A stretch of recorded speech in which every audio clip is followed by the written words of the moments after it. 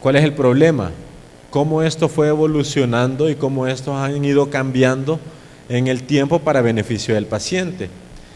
Lo único malo es que en El Salvador todavía nos hemos quedado en 1957, cuando fue que se salió uno de estos sistemas integrados, y la mayoría de sistemas todavía son así, y otros estamos todavía en antaño utilizando los GONCO o los sistemas de frascos, lo cual para el paciente genera mucho riesgo. ¿Por qué? Porque la tasa de falla en este tipo de sistemas es mucho más grande por nuestro personal paramédico. Tiene que estar estrictamente supervisado y cada cambio de turno hay que ir a chequear esto, porque si no el paciente de un día a otro puede empeorar grandemente. Ahora bien, es importante que reconozcamos un poco de la anatomía y una parte de la fisiología de la cavidad torácica. Vemos que en la anatomía, esta es la parte del tronco del ser humano, que tienen tanto seres vertebrados como que se encuentra entre el cuello y el abdomen, y tiene estructuras vitales, ya saben, corazón, pulmones, aparato digestivo, aparato linfático, nervioso. Y se divide en dos, caja torácica y cavidad torácica. La caja torácica, que tiene su límite superior, que es el opérculo torácico superior, la primera vértebra torácica, las dos costillas, una a cada lado, y el manubrio del esternón en la parte superior, y el opérculo torácico inferior, que es la 12ª vértebra torácica, las costillas flotantes número 12 y el reborde costal, que generan todo el cartílago de las costillas faltas de la 6ª a la 7ª a la 10ª costilla, ¿verdad? Junto con el apófisis sifoide. Ahora bien, esto contiene tanto el mediastino, que puede ser superior o inferior. Esto es una línea media a nivel del ángulo de Lewis que contacta con el disco entre T4 y T5, y el inferior, que está inferior a esa línea imaginaria, que se divide en anterior, antes del corazón, medio, todo lo que es pericardio y corazón, y posterior, todo lo que se encuentra atrás del corazón. La cavidad pleural está básicamente entre la pleura parietal y la pleura visceral, es decir, la que está unida a la caja torácica y la que está unida a los pulmones. Y obviamente el contenido de esto es los pulmones, ¿verdad? Ahora bien, la cavidad pleural, como les decía, tiene estos dos componentes, y es básicamente esta cavidad virtual, porque no existe en sí como una cavidad. Básicamente anda entre 25 ml de líquido contenido, pero 75 ml de líquido por día. Esto es un poco para que entiendan que los pulmones tienen unos recesos costodiafragmáticos y costomediastínicos, que es lo que permite que el pulmón pueda insuflarse y llegar hasta más abajo en la cavidad torácica, tanto en la zona anterior como en la zona posterior, inclusive por abajo de la inserción del diafragma. Ahora, fisiológicamente, las funciones de la respiración obviamente son ventilar, difusión de oxígeno y el dióxido de carbono, transporte de oxígeno y dióxido de carbono en las células de la sangre, y regularla, y tiene también un mecanismo de regulación de la respiración. Vemos músculos en la inspiración, músculos en la expiración, pero básicamente nos vamos a enfocar en la parte de la ventilación pulmonar. La otra parte pues tiene que ver ya más con las patologías pulmonares o neumológicas. Y es importante que entendamos la dinámica ventilatoria para que ustedes puedan entender después el por qué el tubo de tórax tiene esas medidas o tenemos que hacer ese tipo de cosas. Uno, la presión pleural. Vea, esta básicamente al inicio de la inspiración anda entre menos 5 centímetros de agua, y al final de la expiración entre menos 7.5 centímetros de agua, que es esta línea que ven acá, la presión pleural. La presión alveolar o presión pulmonar, que va de entre menos 1 y más 1 centímetro de agua, es esta. Y esta presión intermedia es la presión transpulmonar. Vea que es la diferencia entre la presión alveolar y la presión pleural, que es una presión de retroceso. Y esa, pues como vemos, básicamente puede andar entre más 5 y más 7. Si se fijan, todas esas medidas que yo les he dado de estas presiones, vean cuántos son, más o menos 2 de diferencia y más o menos 2 de diferencia. Ahora, eso nos lleva a la fácil y lógica deducción de por qué vamos a entender el sello de agua que tienen este tipo de sistemas. Y esta distensibilidad pulmonar, que va a ser el grado de expansión de los pulmones por unidad de incremento de presión transpulmonar. Es decir, cuántos ml se van a movilizar por aumento de la presión transpulmonar. Y básicamente 1 centímetro de agua nos va a expandir 200 ml. ¿Cuánto es nuestro volumen tidal adecuado? Más o menos 500. Básicamente 2 centímetros de agua, que es lo que se moviliza entre presiones. 400, ese es el aproximado que tenemos en estas diferencias de presiones, para que vean que todo lleva una hilación y todo es lógico.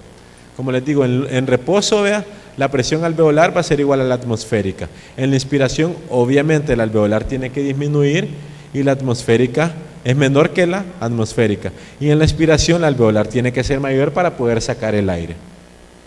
Como les decía, el volumen corriente más o menos de 500 ml, y todos están familiarizados con esta tabla de la Guyton, ¿verdad?, que les habla de todos los volúmenes y todas las capacidades. Importante el volumen corriente, que es lo que yo les mencionaba. Por lo demás, pues para este fin de esta ponencia, pues no tiene mayor práctica más que el volumen tidal. Ahora, en ventilación alveolar, lo que les mencionaba, el volumen minuto respiratorio es el volumen que se está movilizando por cuántas veces está respirando por minuto. Vea, y eso es lo que la ventilación alveolar, que va a ser la cantidad de aire que llega a los alvéolos. Vea, hay un espacio muerto fisiológico y anatómico, la tráquea, que no nos va a hacer ningún tipo de intercambio. Vea, volumen de espacio muerto más o menos es de 150 ml.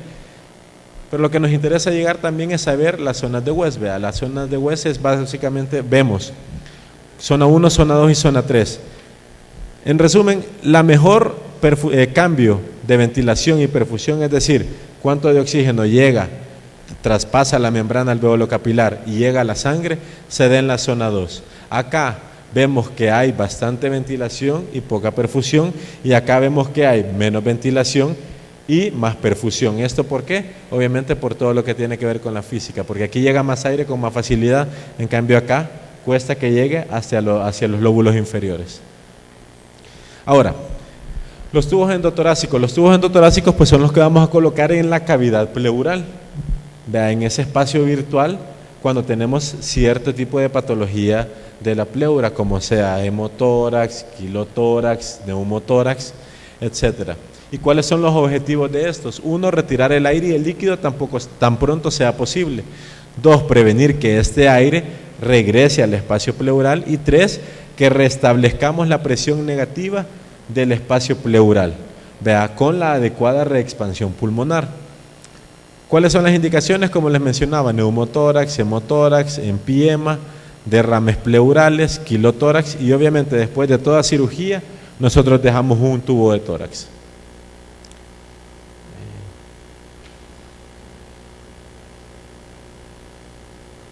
Acá vemos básicamente la técnica de cómo nosotros vamos a hacer la colocación del tubo de tórax. Tenemos el tórax de nuestro paciente, ¿verdad? Y vamos a ubicar el triángulo de seguridad en la zona lateral, básicamente a la altura de la tetilla, que es el quinto espacio intercostal. Ubicamos el triángulo de seguridad, que esto lo que nos facilita es que no hay mayor cantidad de músculo. ¿Verdad? Al no haber mayor cantidad de músculo, menos sangrado, mucho más fácil acceso a la cavidad pleural. Y lo que vamos a hacer es hacer una incisión. Yo les menciono que es importante que la incisión sea en el sentido de diagonal de las costillas. ¿Por qué? Porque ya después nosotros a veces que tenemos que operar al paciente utilizamos ese mismo sentido. Lo hacen horizontal, lo hacen más arriba, lo hacen más abajo. Bueno, la estética tampoco importa si hay que salvar al paciente, pero a veces queda como en asterisco, le queda la herida al paciente. Entonces se infiltra, vea, el espacio que vamos a incidir, se hace la incisión y luego vamos a disecar de forma roma. Hay varias formas y varias literaturas van a diferenciar que puede ser digital o puede ser de forma roma con una pinza de Murphy o una Kelly, vea, y hay otros que utilizamos tijera mayo, vea. Y lo otro que tenemos que identificar es que tenemos que ir siempre en el borde superior de la costilla, que es donde no se encuentra el paquete vasculonervioso. Medimos desde la horquilla, desde la horquilla hacia el sitio donde vamos a exteriorizar el tubo. Hacemos una medición para tener un aproximado de cuánto tenemos que introducir el tubo y podemos colocarle una pinza como marcaje de eso. En este caso, como les digo, este es el curso de la TLS. Ellos hacen una disección parcial y luego con el dedo hasta llegar a la cavidad pleural, ¿verdad? O también lo pueden hacer, como les mencionaba, con una pinza Murphy. Vea. Luego ustedes accesan a la cavidad pleural Y ya luego, al ver que eso se encuentra libre, procedemos a introducir el tubo de tórax. Hemos tenido muchos casos que el tubo de tórax se encuentra intraparenquimatoso o en tejido celular subcutáneo. Por eso es importante que ustedes corroboren y el pulmón se palpa como que si fuera una esponja, ¿verdad? O puede que palpen líquido o que salga un borbollón de sangre dependiendo de la indicación.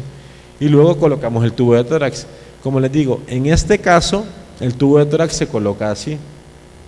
¿Por qué? Porque este está hecho para un caso de trauma.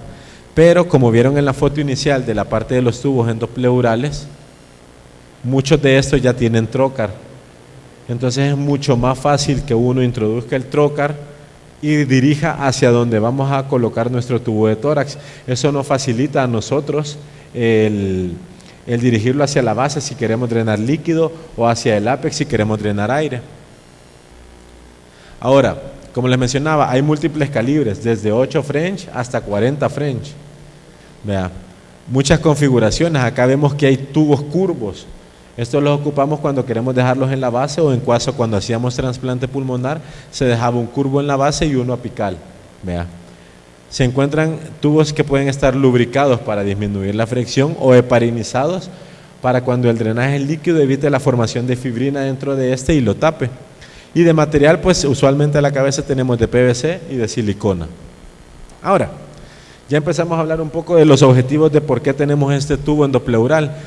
Lo vamos a conectar a un equipo de drenaje y lo que va a hacer es que este permita que el aire y el líquido salga del tórax y va a tener una válvula unidireccional que va a evitar que el flujo regrese. Básicamente es un sistema que van a ver de botellas y pajillas. Ahorita vamos a ver la evolución de cómo fueron estos sistemas.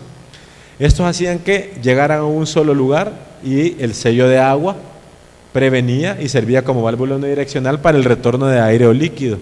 Y estaban diseñados para que siempre estuvieran a la cama del paciente. Entonces estos sistemas recolectores se dividen en drenajes pasivos, como la válvula de Hemlich, que es la que les mencionaba y vamos a ver más adelante, y drenajes con sello de agua, que pueden ser los sistemas de un frasco y de 2 frascos.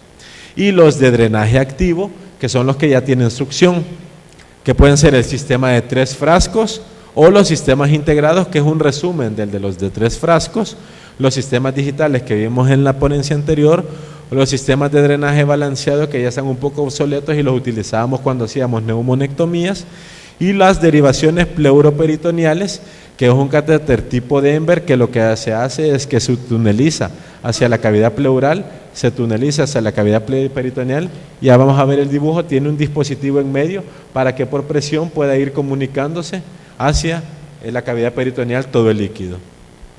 La válvula de Hemlich, como le digo, es una válvula unidireccional que está compuesta por un cilindro exterior y una parte móvil, flexible y interna, también en forma de cilindro, para que en la inspiración, vea, la válvula se cierre, como que se adosa. Esto es como que si fuera un dedo de guante, se adosa, no permite que el aire regrese, y en la expiración el aire salga. Esto por las presiones que le comentaba, y se conecta a una bolsa colectora para drenar tanto el líquido como el aire.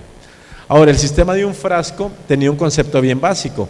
Tenía un tubo sumergido, 2 centímetros de agua, vea, que iba dirigido al paciente, y luego tenía un sistema que hacía que el aire saliera por un tubo que se encontraba abierto a la atmósfera. Este era un sistema de drenaje pasivo, y como les mencionaba, es importante estos 2 centímetros de agua por lo que les mencioné en la fisiología. Esos 2 centímetros son los cambios de presiones de las 3 presiones que tenemos nosotros en nuestra fisiología pulmonar. Hay más, pero esas son las que para este tema nos interesan. Este funcionaba solamente para drenar aire. ¿Por qué? Porque si drenaba líquido, nos rebalsaba esto. Y entonces aumentaba los centímetros de agua, en este caso líquido, y hacía que la resistencia para sacar el aire y el líquido fuera mayor, y entonces el paciente es como que si no hubiera tenido nunca un tubo de tórax. Por eso era que tenía más tasa de fallo. Y, que es lo que le menciono, que al aumentar el tubo en mayor líquido, aumentaba la resistencia. Luego inventaron el sistema de 2 frascos, entonces pusieron un primer frasco para recolectarlo, que si se fijan ninguno de estos tubos estaba sumergido, pero estos frascos entre este tubo en C que estaba sumergido y el que estaba conectado al primer frasco, que era el reservorio o colector, vea, esa era herméticamente sellado. Este se conectaba al paciente y este era para que saliera el aire a la atmósfera. Siempre un sistema de drenaje pasivo en el cual la primera botella ahora recolectaba y la segunda servía como sello de agua. Esto nos hacía que el sello de agua se mantuviera estable y no tuviéramos esa tasa de fallo. Y luego vinieron, vea, y Howe en 1952 hizo el sistema de 3 frascos. Ya les mencionaba. Entonces acá lo que hizo fue el que iba al tubo de tórax, vea, que ya les mencionaba, que recolectaba. Luego ponían el de sello de agua que mantenía estable los 2 centímetros de agua y luego este ya no iba a la atmósfera, sino que iba a un frasco en el cual había un tubo sumergido y aquí podíamos medir 5, 10, 20 centímetros de agua para conectarlo a un sistema de succión de empotrado a la pared o un sistema de succión pues móvil, y ahí le podía poner usted lo que quisiera, pero no iba a pasar de la succión de los centímetros de agua que tuviera acá.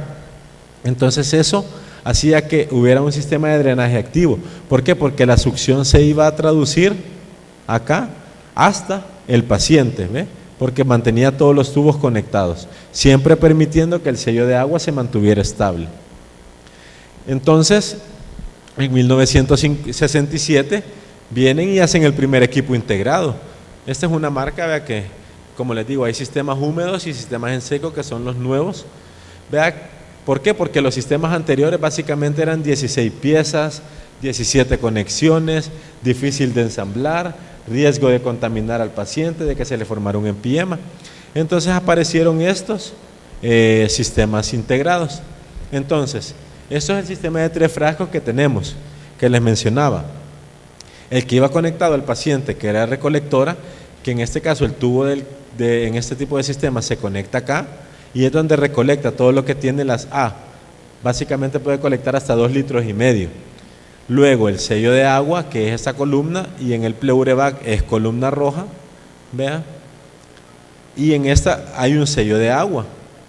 Ese sello de agua se tiene que mantener a 2 centímetros, que hace la función de esta botella. Como les digo, todo eso está conectado acá por dentro, como que si fueran de estos laberintos que nos daban para hacer. Y luego acá, la succión se conectaba acá y reemplaza esta botella. Y esta se puede llenar con agua hasta el nivel de centímetros que nosotros deseamos. Entonces, se integró todas estas 3 botellas a un solo sistema. Obviemos esto porque se lo voy a ir explicando en el dibujo. Acá estos sistemas tienen una válvula para liberar manualmente la presión. ¿Por qué? Porque al estar respirando la presión se va acumulando en el sistema y podemos liberarla manualmente, pero también tienen una válvula de escape. Vea, esta es la válvula de escape de la presión positiva y eso nos permite que el paciente está sacando aire y pueda salir a través de esa cámara. Luego lo que les mencionaba, vea, que se encuentran varios puertos, tanto para el tubo para el paciente, vea, para el tubo de tórax, como para la succión, que son los puertos que nosotros tenemos. Y nuestros sistemas integrados tienen estos sellos como amarillos. Este sello acá sirve para que si nos pasamos del agua que teníamos que ponerle a la succión, podemos aspirarla a través de acá. Si nos pasamos del sello de agua o se ha rebalsado, podemos aspirarlo acá. Y atrás, estos sistemas tienen también un sello de estos para poder recolectar muestras de la zona recolectora de ese sistema integrado. Ahora, hay que mantener el equipo siempre debajo del paciente porque también la gravedad genera ese gradiente de drenaje y hace que el aire y el líquido se movilice. Y luego la cámara de sello de agua y control de succión van a permitir monitorizar esta presión. Vea, ¿por qué? Porque nuestro objetivo es volver a los 8 centímetros en presión negativa de agua de la presión transpulmonar que mencionábamos. Ahora, no tenemos que escuchar que estos sistemas empiecen a hervir como que si estamos hirviendo frijoles, vea. Básicamente, lo más que podemos llegar son 20 centímetros de agua y en niños 10 centímetros de agua o, según otras indicaciones, podemos utilizar 10 centímetros de agua. Manipulación de los sistemas recolectores. ¿Esto por qué? Porque nos hace controlar independientemente el grado de succión. Es decir, usted en el empotrado le puede poner 100 de succión, ahí el número 100 cuando llega la aguja al 100, o en los que son móviles le puede llegar al 100, pero eso no va a sobrepasar, vea, no va a sobrepasar los 20 centímetros de agua que usted le ha colocado acá o en el sistema integrado. Vea, lo malo es que aquí no tenemos los nuevos sistemas que son secos, ya no tenemos que colocarle agua, porque esa agua o se evapora o se pasa al sello de agua, y al pasar eso hace que el paciente pues no avance en su evolución, hace como que el paciente no tuviera un tubo de tórax al aumentarle la trampa de agua. Lo recomendado es que la succión de la pared no pase de menos 50 a menos 100, que son la perilla que tenemos en el empotrado. Y las presiones negativas más altas pueden hacer un efecto Venturi y hacer que pueda haber daño del tejido pulmonar. Ahora, estos sistemas tienen un detector de fugas, que son estos números que vemos en el sello de agua. Y cuando hay una fuga vemos que hay burbujas que salen en el sello de agua, y eso nos va a traducir si la fuga puede ser pequeña, 1, 2, moderada, 3, 4, 5 o altas, 6 y 7. Las que están entre 5, 6 y 7 ya nosotros vamos pensando en operarlos. ¿Por qué? Hay que diferenciar entre una fístula alveolo-pleural y una fístula broncopleural. La mayoría creen que a todos le dicen fístula broncopleural, y en ocasiones es nada más el tejido pulmonar, es el que está lesionado o lacerado, y esa es una fístula alveolo-pleural porque no conecta con ningún bronquiolo secundario, terciario o un bronquiolo principal. Ahora, los sistemas de drenaje en seco, lo bueno es que son silenciosos, no van a escuchar la bulla que escuchamos actualmente en los que tenemos. La cámara de control es esta perilla que vamos a ver en el video, nos dice hasta dónde nosotros podemos colocar la succión, y puede ir entre menos 10 y menos 40. Tiene una ventana que nos dice si está aspirando. Esta ventanita nos dice a nosotros si realmente la succión está funcionando. Y el monitor de fugas que le digo. Lo otro que vamos a ver es que es fácil de cambiar. Y los sistemas digitales que ya les mencioné anteriormente, que es básicamente computarizado todo cuánto está fugando, cuánto está drenando por ml o por centímetro de agua. La derivación pleuroperitoneal que les decía, esta va hacia la pleura y esta va hacia el abdomen, también es así, y ese sistema hace que el paciente pueda estar comprimiéndolo y haciendo que drene de la cavidad pleural hacia la cavidad peritoneal. En resumen, la presión expiratoria positiva del paciente nos va a ayudar a la salida del aire y el líquido, ¿ya? Al toser, al respirar profundamente. Luego la gravedad también nos ayuda con esto, y esto se optimiza con la succión. Ahora, play por favor. Este es un video de un sistema húmedo. Cómo ustedes tienen que verificar que nuestro personal paramédico lo utilice. Como ven, 3 cámaras. Ya vamos a verla más adelante. Esta es la cámara de succión, la cámara de sello de agua y la cámara recolectora. Ven acá cómo instilan el agua y llega hasta el nivel de la línea, que eso nos indica 2 centímetros de agua. Luego se abre la cámara de succión y vamos a instilar la succión requerida, ya sea que queramos 5, 10, 15, 20. Y tiene estos puntitos acá porque excederse de esto ya puede ser perjudicial para el paciente, igual que la trampa de agua que ya vimos. Como les digo, aquí les dicen las medidas de agua para este tipo de sistema y para esta marca. Esto va a variar dependiendo de la marca de los sistemas. Luego se abre la válvula para ver que esté nivelado, y 2, que la succión empiece a hacer efecto. Conectamos el drenaje al tubo del paciente, vea, que sale acá a este sistema para colectar todo el líquido que pueda salir del paciente. Y luego acá es la perilla para conectar la succión, y vemos que está succionando. Ven, se empieza a oscilar esto y empieza a oscilar esto. Cuando hay fuga de aire, que vemos ahí que hay aire saliendo, y es lo que les digo, aquí pueden llevarlo hasta menos 30, menos 40, menos 50. ¿Cómo podemos disminuir esto? Abriendo el tapón. Eso disminuye hasta menos 10 básicamente, y hace que se evite el efecto Venturi, porque esto al final se termina evaporando o pasando a la trampa de agua, y eso rebalsa eso. Y esto nos optimiza un sistema húmedo de succión. Podemos clampar, podemos tomar muestras, ¿vea? Pero lo que sí nunca tenemos que hacer es clampar el tubo cuando un paciente se va a movilizar. Porque si es un neumotórax, esto es para tomar muestras. Si un neumotórax ustedes lo clampan, pueden hacerle un neumotórax a tensión y el paciente se puede hasta morir. Play, por favor. Y este es el otro video, este es el sistema en seco. Es el que deberíamos de tener acá. ¿Por qué? Porque aquí no hay que colocarle agua en la parte de la columna de succión. ¿Por qué? Porque esa agua se evapora, esa agua se pasa a la trampa de agua y es lo que nos da mucha tasa de error. Aquí diariamente tenemos que ir a vaciar la cámara del sello de agua por rebalse y eso hace que entorpezcamos el tratamiento de nuestros pacientes. Entonces, estos dispositivos ya traen la cantidad de líquido que vamos a colocar en la perilla y es en la perilla donde se conecta la succión, donde llenamos el agua hasta 2 centímetros. Como les digo, ahí tiene el monitor de fugas para poder ver si el paciente sigue con el orificio en el pulmón. Luego, es un dispositivo que conectamos al paciente, vea, se le conecta ahí el tubo de tórax. Y este es un sistema que es fácilmente cambiable, es decir, no tenemos que desconectar desde el tubo esa era una perilla para tomar muestras, pero no tenemos que desconectar desde el tubo de tórax al paciente para cambiar todo el sistema, que con el anterior sí se tiene que hacer. Esta es la succión, ahí solo movemos la perilla al número que nosotros queramos de succión, y esto de acá es el marcador que nos dice que la succión está funcionando. Cuando está succionando eso se pone rojo y es como que aspirara y ahí se ve como rojo. Y esta es una válvula para liberar presión manual y esta es la válvula ya conectada al aire ambiente. Y es acá donde se conecta. Como le digo, vamos a conectar la succión, vea, acá, y empieza a hacer la succión sin necesidad de tener que colocarle líquido en la cámara de succión. Esto lo que nos hace es que la tasa de error sea mucho menos en nuestro paciente y como les digo, básicamente captan hasta 2500 ml de líquido. Eso cuando tenemos hemotórax o quilotórax o derrames pleurales malignos. Esto es lo que, como les digo, nunca hay que clampar esto cuando vamos a movilizar al paciente, simplemente cuando vamos a hacer el cambio de la trampa. Y eso, como les digo, es muy fácil para nosotros, solo cambiarlo.